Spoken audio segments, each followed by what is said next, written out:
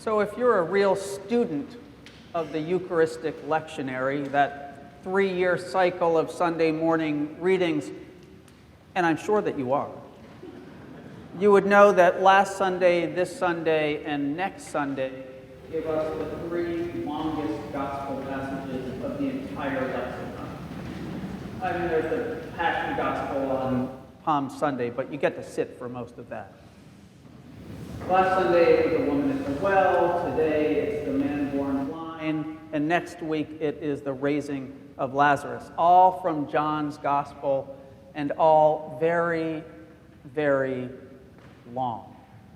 Like longer than a typical sermon long. And these long passages in the last weeks before Palm Sunday and Holy Week signal that something is different. We're preparing for something big and bold, something miraculous and holy. But in the meantime, we're going long. But sometimes compelling stories just take a while to tell. It's why the Cliff Notes version of books are never as satisfying as the real thing. Much is sacrificed on the altar of brevity. Unless you're in middle school and you just don't care to actually read the entirety of Wuthering Heights. That's completely hypothetical, by the way. But this story about the man born blind is an engaging tale with a number of characters playing prominent roles. There's the man himself and Jesus, of course, along with his disciples. But along the way, we also meet his parents and a group of Pharisees. The story takes time to unfold, and there are many, many layers to it. And this particular very long passage involves a miracle story. Now, miracles are funny things. The danger is that we spend either too much time trying to explain the mechanics of them while ignoring their overall significance, or we spend too much time on metaphorical interpretations while minimizing the truly miraculous. We can't explain how this particular miracle of sight took place any more than we can explain how water turned into wine, or how 5 loaves and 2 fish fed 5,000 people. And so rational thinking Christians tend not to dwell upon them. They're fine for Sunday school lessons, we think, but let's just move on to something a bit more tangible. This, of course, doesn't do justice to the ministry of Jesus, nor does it leave us open to the possibility of the miraculous to touch our own lives. Our lack of faith, in other words, limits the power of God, or at least attempts to. What sets this story apart from other miraculous healings is that Jesus does something physical. He uses something other than his voice. And it even happens in 2 parts. The application of mud and spittle are followed by a wash in the pool of Siloam. So Jesus isn't even present when the man's sight is restored. His other healings take effect immediately with a simple word, a look, a touch, a command. Take up your mat and walk. Be open. Go. Your faith has made you well. But the end result is the same. Someone is healed. A life is transformed.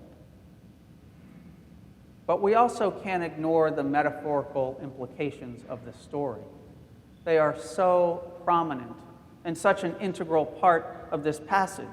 Jesus has come into the world to give sight to the blind, quite literally in this story, but he has also come into the world to make God known to humanity, to open our eyes to see the hand of God at work in the world, and to offer salvation to those who have eyes to see.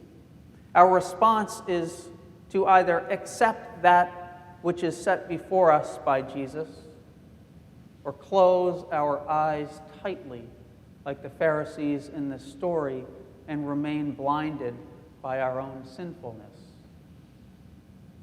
And of course, physical blindness, the ability to see with one's own eyes, has nothing to do with the blindness referred to by John. The Pharisees may have had 20/20 vision, but they remained blind to the saving power of Jesus Christ. They turn a blind eye to Jesus, an action even more dramatically emphasized by the driving away of this formerly blind man. Out of sight, out of mind. So blindness is not determined by physical sight, but by the revelation of the works of God through the ministry of Jesus. And this point is made at the very beginning of this story. As the disciples come upon this blind beggar, they ask Jesus whether this man or his parents sinned because he was born blind. Jesus tells them neither. That he was born blind so that God's works might be revealed in him.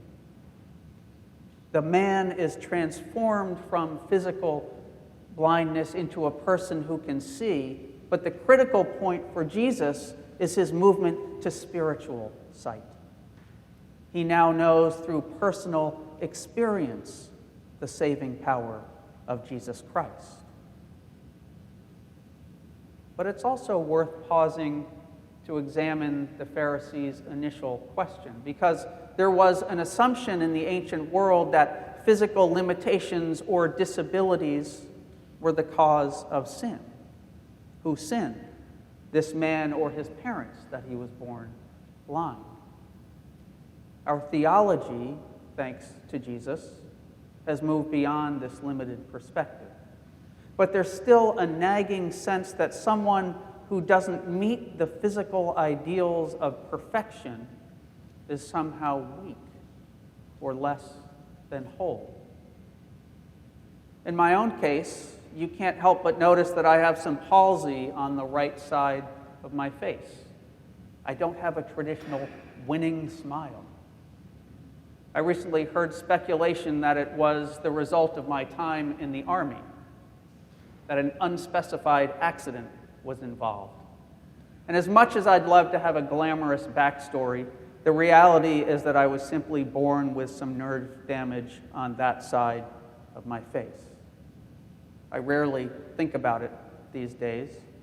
And frankly, when I was growing up, more people made fun of my last name than my mouth. When I was in my early 20s, a doctor told me they could probably minimize the appearance through some cutting-edge surgery. And I thought a lot about whether to pursue that.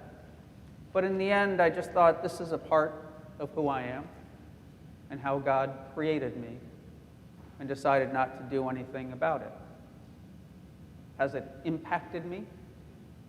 Sure. It's probably contributed to my rather dry sense of humor. But more importantly, I think it's given me compassion for those who are different, physically or emotionally or in any other way than what's held up as the Madison Avenue vision of perfection. The reality is that we are all flawed by virtue of our humanity, whether on the inside or the outside. And Jesus loves us anyway. Jesus loves you anyway. And thanks be to God for that. The truth is, we all spend a lot of time in blindness. We're blind to the suffering that surrounds us in our world and in our communities.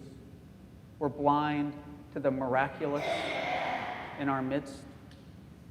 We're blind to the love of Jesus that pervades our lives. And blindness, like ignorance, can be bliss. It's much easier to remain isolated and stay within our own carefully constructed worlds than it is to open our eyes to the pain and sin that surrounds us. Yet Jesus invites us to do just that. He invites us to open our eyes to the miracle of his presence in our everyday lives, to open our eyes to the opportunities to serve others in his name. And sometimes it takes a rather long story to help us see and experience the full power of his love.